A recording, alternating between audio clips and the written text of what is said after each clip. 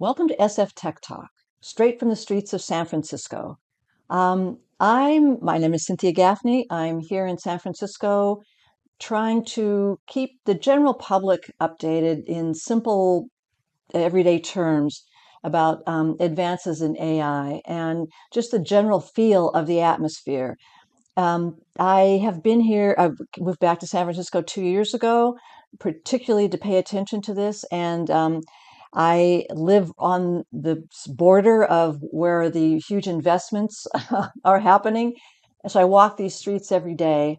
And I attend a lot of events and talks. And but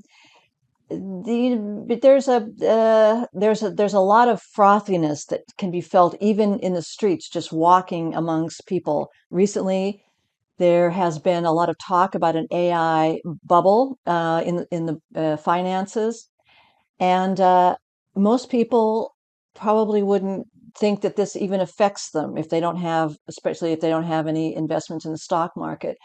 But that's not necessarily the case. In fact, there's so much private equity involved in all of this that is hidden from most people's view, unless you are in private equity or venture capital.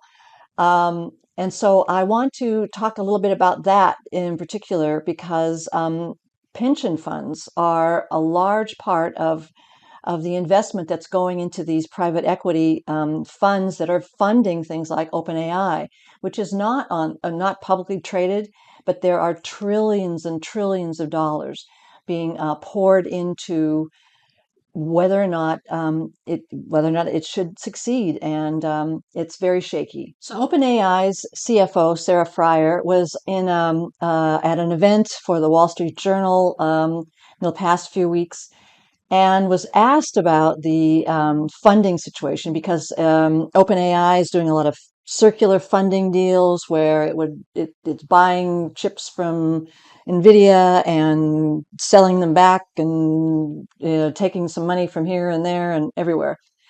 And it looks very shaky to the outside world. And she was asked about that circular funding, and it ended up saying that the U.S. government would be a backstop against that, even if things fell apart.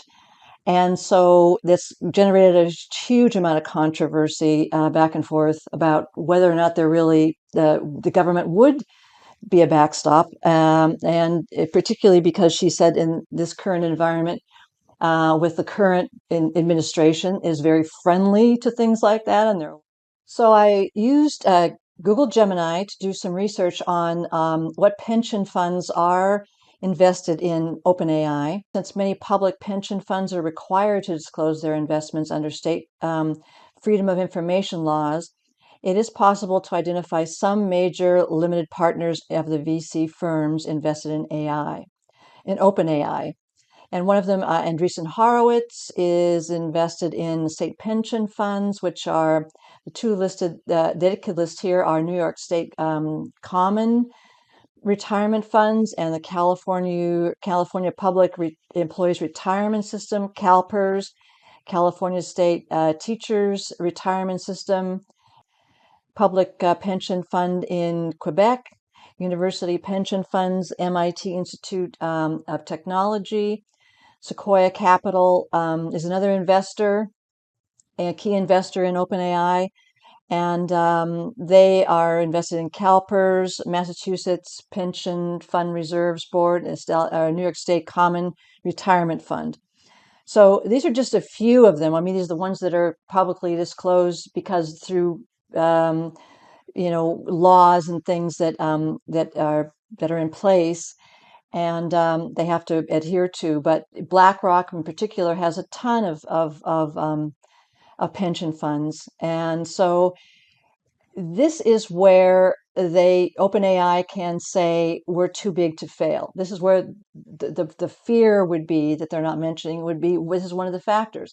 They can't fail because if they do, then all these pension funds go out the door. So as you can see, there's a lot going on, and I this is my first run at this, and you can tell that it's very low key.